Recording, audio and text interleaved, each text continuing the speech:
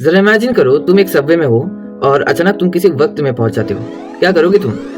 ना कोई time machine, ना कोई साइंस, बस एक रास्ता जो तुम्हें ले जाए पास्ट में। आज की स्टोरी सिर्फ कहानी नहीं है, ये एक एक्सपीरियंस है, चार्ली का एक्सपीरियंस।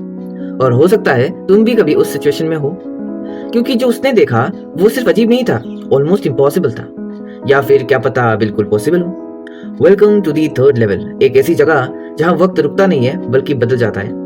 एक ऐसा सफर जहां डेस्टिनेशन तुम डिसाइड नहीं करते बल्कि वक्त डिसाइड करता है। चलो तुम्हें मिलवाता हूँ चार्ली से, एक नॉर्मल आदमी, बिल्कुल तुम्हारी और मेरी तरह। लेकिन एक प्रॉब्लम थी, उसकी लाइफ में स्ट्रेस बहुत ज्यादा था। कभी फील किया है तुमने ऐसा? एक दिन जैसे हर रोज वो सबवे में ट्रेवल कर रहा था, लेकिन उस दिन उसने कुछ नोटिस किया, कुछ अजीब। एक ऐसा रास्ता जो शायद वहाँ पे पहले कभी था ही नहीं। वो सीढ़ियाँ उतरने लगा धीरे धीरे, हर स्टेप के साथ अंधेरा बढ़ता ही जा रहा था। आवाज बिल्कुल खत्म, सिर्फ खामोशी, फिर एक हल्की सी रोशनी, और फिर सब कुछ बदल गया। चार्ली ने आंखें उठाई और जो उसने देखा उसने उसकी रियलिटी हिला दी। लोग अजीब कपड़ों में थे, जैसे पुरानी मूवीज में होते हैं। स्टेशन बिल्कुल ओल्ड स्टाइल था, कोई मॉडर्न चीज नहीं थी। ना कोई एलईडी लाइट्स, ना कोई अनाउंसमेंट्स, सिर्फ पुराने गैस लैंप्स थे। चार्ली के लिए सब कुछ इतना ज्यादा रियल था कि उसे कुछ फेक ही नहीं लग रहा था, जैसे वो सच में पास्ट में आ गया हो। 1894, हाँ वही साल। चार्ली ने सोचा शायद वो टाइम ट्रैवल कर चुका है। उसने डिसाइड किया टिकट लेने चाहिए। गेल्सबर्ग इलिनॉइस, एक पीसफुल जगह जहाँ कोई स्ट्रेस नहीं होता।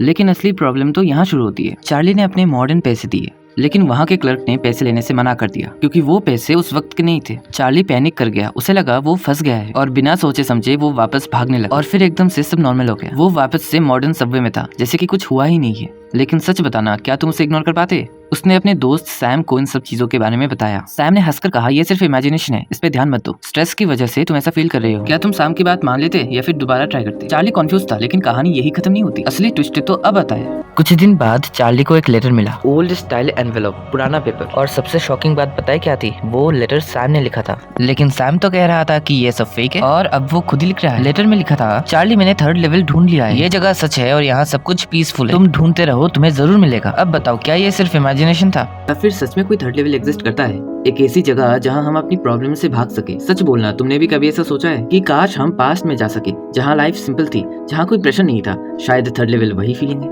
एक एस्केप इस मॉडर्न स्ट्रेस से। चार्ली के लिए वो सिर्फ एक सपना नहीं था, शायद एक रियलिटी थी। और तुम्हारे लिए शायद थर्ड लेवल कोई जगह नहीं है, शायद वो एक फीलिंग है, एक ऐसी दुनिया जहां इंसान कुछ देर के लिए अपने डर, प्रेशर और प्रॉब्लम्स को भूल सके। आज की दुनिया में हर कोई अपना एक थर्ड लेवल ढूंढ रहा है, कोई म्यूजिक में, कोई मेमोरीज में, और कोई एक सिर्फ सुकून भरी जिंदगी में। तो अगर कभी जिंदगी तुम्हें थका दे तो याद रखना, थर्ड लेवल शायद किसी सबवे स्टेशन में नहीं है, बल्कि तुम्हारे दिल के अंदर ही कहीं छुपा है। हर इंसान की जिंदगी में एक थर्ड लेवल जरूर होता है, बस फर्क इतना है, किसी को वो मिल जाता है और कोई उसे पूरी जिंदगी ढूंढता रह जाता है। वीडियो खत्म होने से पहले ये क्वेश्चन जरूर देख लेना।